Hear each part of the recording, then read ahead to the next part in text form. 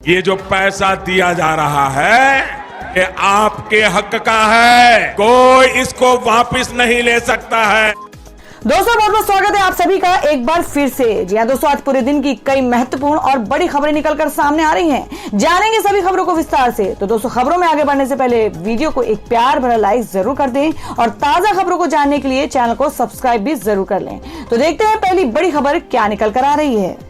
उत्तराखंड के मुख्यमंत्री तीरथ सिंह रावत का पद से इस्तीफा, बीजेपी ने विधायक दल की बैठक बुलाई। जी हम बात कर रहे हैं उत्तराखंड के मुख्यमंत्री तीरथ सिंह रावत ने अपने पद से इस्तीफा दे दिया है। देहरादून में शुक्रवार रात करीब 11 बजे वो राजभवन पहुंचे और राज्यपाल बेबी रानी मौर्य से मिलकर उन्होंने अपना त्यागपत्र उनको सौंपा। और 3 दिन पहले तीरथ सिंह रावत अचानक दिल्ली पहुंचे थे, जहां उनकी दिल्ली में भारतीय जनता पार्टी के राष्ट्रीय अध्यक्ष जेपी नड्डा, गृह मंत्री अमित शाह और दूसरे पार्टी नेताओं के साथ बैठक हुई। और इन बैठकों के बाद शुक्रवार शाम को वो दिल्ली से उत्तराखंड लौटे और यहाँ आकर मुख्यमंत्री पद से इस्तीफा दे दिया। 4 महीने से भी कम वक्त वो प्रदेश के सीएम रहे। तीरथ रावत ने शुक्रवार रात को देहरादून में प्रेस वार्ता भी की। हालांकि इस दौरान उन्होंने इस्तीफा का जिक्र ना करते हुए सिर्फ अपने सरकार के काम गिनाए। बाद में उन्होंने राज्यपाल को इस्तीफा दे दिया। उत्तराखंड में बीजेपी विधायक दल की कल दोपहर 3 बजे पार्टी मुख्यालय में बैठक बुलाई गई है। भाजपा प्रदेश अध्यक्ष मदन कौशिक की अध्यक्षता में ये बैठक होगी। बैठक में नए सीएम के नाम का फैसला हो सकता है। उत्तराखंड में त्रिवेंद्र सिंह रावत के इस्तीफे के बाद 10 मार्च को तीरथ सिंह रावत ने मुख्यमंत्री पद संभाला था। तीरथ रावत पौड़ी से सांसद हैं। ऐसे में उनको शपथ के 6 महीने के भीतर यानी 10 सितंबर तक विधानसभा सदस्य बनना जरूरी है। उत्तराखंड में 2 विधानसभा सीटें खाली भी हैं, लेकिन अगले विधानसभा चुनाव में 1 साल से कम का समय होने के चलते आयोग शायद चुनाव नहीं कराएगा। ऐसे में तीरथ रावत के सामने पद पर बने रहने को लेकर मुश्किल में थे। और वहीं ये भी कहा जा रहा है कि भाजपा आलाकमान नहीं चाहता है कि आने वाले विधानसभा चुनाव तीरथ सिंह रावत की अगुवाई में लड़ा जाए, इसलिए उनको हटाना पड़ा। दिल्ली सरकार का बड़ा फैसला, निजी स्कूलों को फीस में कटौती करने का आदेश। जी हम बात करें कि दिल्ली के प्राइवेट स्कूलों में पढ़ने वाले स्टूडेंट्स के लिए राहत की खबर सामने आई है। जी हां, दिल्ली सरकार ने सभी निजी स्कूलों को शैक्षणिक वर्ष 2020 और 21 में लिए गए फीस में 15% की कटौती करने का आदेश दिया है। सरकार के इस फैसले को आसान शब्दों में समझें तो अगर आपके महीने की फीस 3000 रुपए रही है तो स्कूल उसमें 15% की कटौती करने के बाद आपसे केवल 2500 रुपए ही ले सकेंगे। और सबसे बड़ी बात यह है कि सरकार की ओर से स्कूलों को यह निर्देश दिया गया है कि यदि स्कूलों ने पेरेंट्स से इससे ज्यादा फीस ली है तो वो फीस उन्हें लौटानी होगी, नहीं तो आगे की फीस में एडजस्ट करना होगा। इस फैसले की जानकारी देते हुए उप मुख्यमंत्री मनीष सिसोदिया ने कहा है कि कोरोना काल में जब सभी पेरेंट्स आर्थिक तंगी से जूझ रहे हैं, उस दौरान फीस में 15% की कटौती उनके लिए बहुत बड़ी राहत होगी। स्कूल मैनेजमेंट पेरेंट्स की आर्थिक तंगी के कारण बकाया फीस का भुगतान न करने के आधार पर स्कूल की किसी भी गतिविधि में विद्यार्थियों को भाग लेने से नहीं रोक सकेगा। तो दोस्तों, क्या दिल्ली सरकार के जैसा फैसला और भी राज्यों को लेना चाहिए? इसमें आप लोगों की क्या राय है? आप अपनी राय कमेंट बॉक्स में जरूर दें। बढ़ते हैं अगली खबर की ओर। यूपी में खुल जाएंगे 5 जुलाई से मल्टीप्लेक्स और जिम, रखना होगा कोविड प्रोटोकॉल का ध्यान। जी हां, आपको बता दें कि कोरोना वायरस संक्रमण की रफ्तार उत्तर प्रदेश में धीमी पड़ गई है। पिछले 24 घंटे में 147 नए केस सामने आए हैं, जबकि 4 लोगों की कोरोना संक्रमण से मृत्यु भी हो गई है। लोगों की कोरोना की रफ्तार पर ब्रेक लगने के बाद अब अर्थव्यवस्था को पटरी पर लाने की कवायद शुरू हो गई है। प्रदेश की योगी आदित्यनाथ सरकार ने 5 जुलाई से मल्टीप्लेक्स, सिनेमा हॉल, जिम और स्पोर्ट्स स्टेडियम खोलने की अनुमति दे दी है। हालांकि सरकार ने इनके संचालन की अनुमति कोविड प्रोटोकॉल के साथ दी है। आपको बता दें कि इतना ही नहीं, प्रदेश की योगी आदित्यनाथ सरकार यूपी के गांव और छोटे कस्बों में हेल्थ एटीएम भी लगाएगी। इस हेल्थ एटीएम से body mass index, blood pressure, body fat, pulse rate, oxygen की मात्रा को नापा जाएगा। इसके संचालन के लिए टेक्नीशियनों को प्रशिक्षित किया जाएगा। बता दें कि कोरोना मैनेजमेंट पर बनी टीम 9 की बैठक में सीएम योगी आदित्यनाथ ने फैसला लिया है।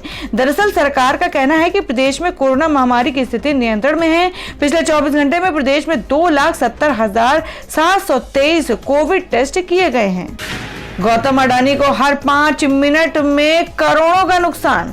अब इस चीनी अरबपति से वो पिछड़े। जी आपको बता दें कि गौतम अडानी के लिए बीते कुछ हफ्ते, खासकर जून के आखिरी 2 हफ्ते कुछ खास नहीं रहे हैं। गौतम अडानी की संपत्ति में लगातार गिरावट आई है। साल 2021 की शुरुआत में जिस रफ्तार से उनकी संपत्ति बढ़ रही थी, ऐसा लग रहा था कि वो एशिया के सबसे अमीर शख्स रिलायंस इंडस्ट्री के चेयरमैन मुकेश अंबानी को पछाड़ देंगे। लेकिन 14 जून के बाद से उनकी संपत्ति में लगातार गिरावट जारी है। गौतम अडानी की संपत्ति में लगातार गिरावट देखने को मिल रही है। अडानी ग्रुप के शेयरों में लगातार गिरावट आ रही है और वहीं अडानी समूह के मालिक गौतम अडानी की संपत्ति में अब तक 19.6 अरब डॉलर की गिरावट आ चुकी है। ब्लूमबर्ग बिलियनियर इंडेक्स के मुताबिक अब गौतम अडानी की नेटवर्थ 57.4 अरब डॉलर रह गई है।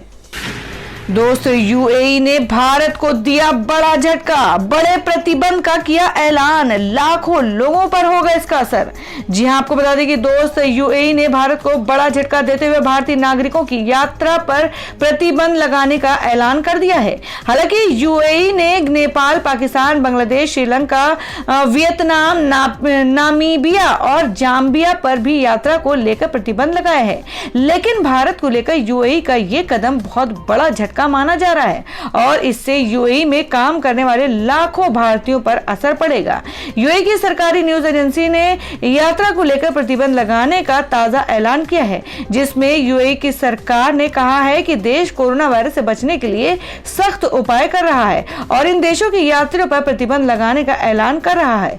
यूएई की सरकार की तरफ से कहा गया है कि भारत समेत 13 देशों पर यात्रा प्रतिबंध लगाया गया है। यूएई के जनरल सिविल एविएशन अथॉरिटी ने नोटिस जारी करते हुए भारत, पाकिस्तान और नेपाल समेत 13 देशों पर यात्रा को लेकर प्रतिबंध लगाने का ऐलान किया है और कहा है कि कोरोना महामारी को लेकर प्रतिबंध लगाया गया है। यूएई ने भारत पर उस समय प्रतिबंध लगाया है जब भारत में कोरोना वायरस के मामले काफी कम हो रहे हैं।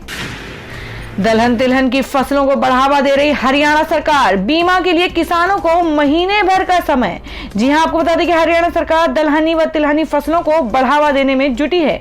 खरीफ फसलों के लिए किसानों को 1 माह का समय दिया गया है। खासकर दलहनी और तिलहन वाली फसलों के लिए किसानों को यह सुविधा रहेगी और वो अब 31 जुलाई तक अपनी फसलों को पंजीकरण में फसल मेरा ब्यौरा पोर्टल पर करा सकते हैं। कृषि एवं किसान कल्याण विभाग की माने तो भूमि की उर्वरा शक्ति को बढ़ाने, खाद्य तेल की उपलब्धता सुनिश्चित करने की दिशा में राज्य सरकार दलहनी व तिलहनी फसलों को बढ़ावा देने की दिशा में निरंतर प्रयासरत है।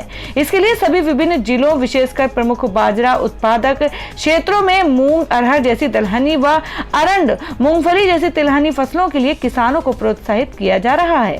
सरकार का लक्ष्य है कि 70,000 एकड़ क्षेत्र में बाजरा की बजाय दलहनी फसलें तथा 30,000 एकड़ क्षेत्र में तिलहनी फसलों की बिजाई की जाए।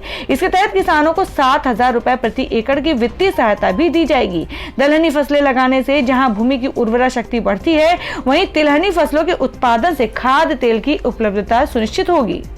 दोस्तों, अगर आप भी अपने गांव, शहर या राज्य की खबर देखना चाहते हैं तो कमेंट में अपने गांव, शहर या राज्य का नाम जरूर लिखें और अगर आपको अभी तक किसी भी सरकारी सुविधा का लाभ नहीं मिला है तो वो भी कमेंट करके जरूर बताएं कि सरकार की कौन सी योजना आप तक नहीं पहुंची है, जिससे कि आपकी बात हमारे चैनल के माध्यम से सरकार तक पहुंच जाए।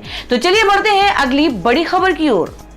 खत्म होने वाला है डीए का इंतजार। सितंबर में बैंक खाते में आएंगे 2,18,200 रुपए। जाने कैसे?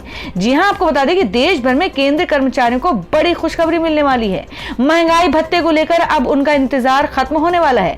2 महीने वाले कर्मचारियों को महंगाई भत्ते का तोहफा मिल जाएगा और वहीं बकाया डीए का भुगतान भी किया जाएगा। ऐसे में अगले 2 महीने में कर्मचारियों को बकाया महंगाई भत्ते का भुगतान सितंबर महीने में कर दिया जाएगा।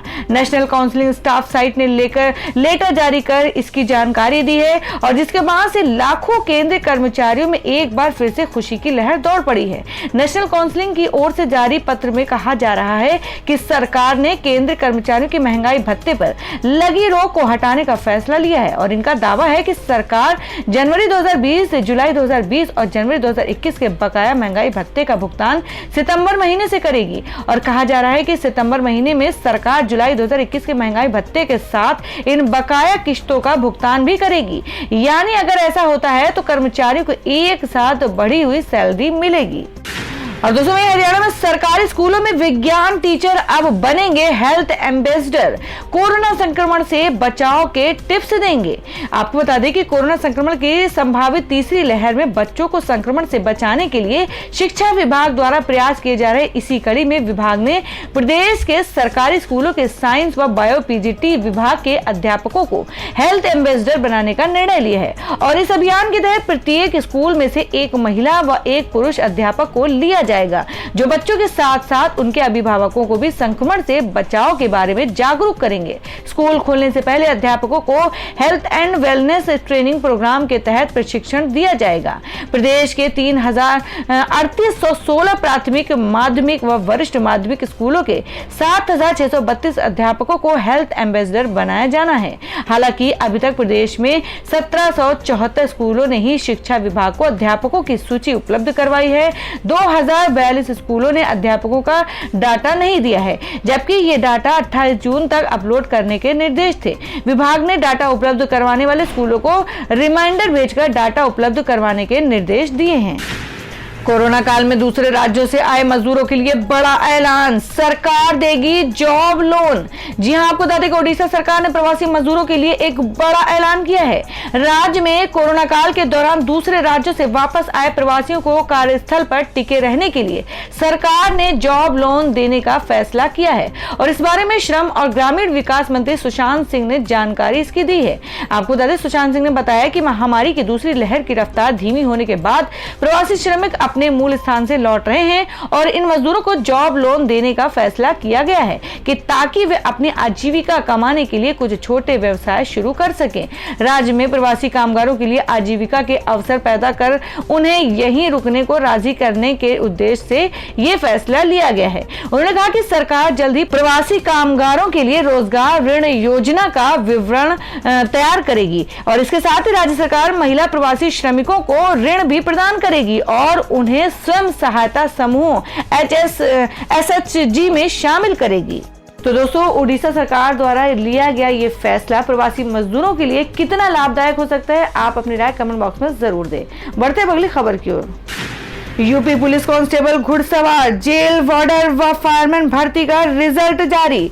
जी आपको बता दें कि Uttar Pradesh police recruitment and promotion जेल ने जेल वार्डर भर्ती परीक्षा का फाइनल रिजल्ट जारी कर दिया है। और इस परिणाम में जेल वार्डर के 3012 महिला वार्डर के 626, घुड़सवार सिपाही के 102, फायरमैन पुलिस के 2065 पद भरे जाएंगे। लिखित परीक्षा अभिलेखों की जांच व शारीरिक मानक परीक्षण के बाद शारीरिक दक्षता परीक्षा में सफल पाए गए अभ्यर्थियों को अंतिम तौर पर चयनित किया गया है। कारगर प्रशासन व सुधार विभाग में जेल वार्डर के 3012 व महिला जेल वार्डर के 629 पदों के लिए आरक्षी, घुड़सवार पुलिस के 102 तथा फायरमैन पुलिस के 2065 पदों के लिए सीधी भर्ती के लिए चयनित अभ्यर्थियों को सूची भर्ती बोर्ड की वेबसाइट uppbbb.government.in पर अपलोड कर दी है। और डीजी भर्ती बोर्ड RK विश्वकर्मा ने बताया कि 5805 पदों के लिए भर्ती परिणाम घोषित किया गया है और इस चयन प्रक्रिया के तहत 6.83 लाख से अधिक अभ्यर्थियों ने आवेदन किया था। 19 व 20 दिसंबर 2020 को लिखित परीक्षा कराई गई थी। और दोस्तों अगली खबर में जान लेते हैं क्या है देश भर में सोने और चांदी के ताजा भाव। जी आपको बता दें कि सराफा बाजार में सोने के दाम में 406 रुपए प्रति 10 ग्राम की गिरावट देखने को मिली है। आज सोने का दाम 47,445 रुपए प्रति 10 ग्राम पर रहा है और वहीं चांदी की कीमत 575 रुपए प्रति किलोग्राम की गिरावट देखने को मिली। इस चांदी की कीमत 68,730 रुपए प्रति किलोग्राम पर रही है। और दोस्तों में जान लेते हैं देश में मौसम के ताजा हालात। जी आपको बता दें कि बिहार और पूर्वी उत्तर प्रदेश में जहां मानसून सक्रिय है, वहीं दिल्ली NCR में आज हुई बारिश से लोगों ने राहत की सांस ली है और बिहार के कई हिस्सों में लगातार बारिश हो रही है। हालांकि इस बीच मौसम विभाग ने कहा है कि देश में दक्षिण पश्चिम मानसून जुलाई में सामान्य रहने की संभावना है। मौसम विभाग की माने तो जुलाई के प्रथम सप्ताह में अच्छी बारिश होने की उम्मीद नहीं है, लेकिन महीने के दूसरे हफ्ते के दूसरे हिस्से से इसके जोर पकड़ने की संभावना है। मौसम विभाग विभाग के मुताबिक आज असम, मेघालय, पश्चिम बंगाल, सिक्किम और बिहार में भारी बारिश की संभावना है।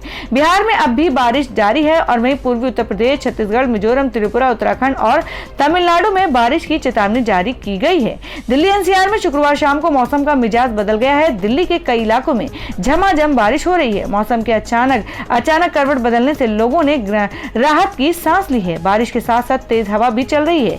मौसम ठंडा होने से लोगों को भीषण गर्मी से राहत मिली है। गाजियाबाद के इंदिरापुरम में तेज बारिश के चलते कई इलाकों की बिजली चली गई है।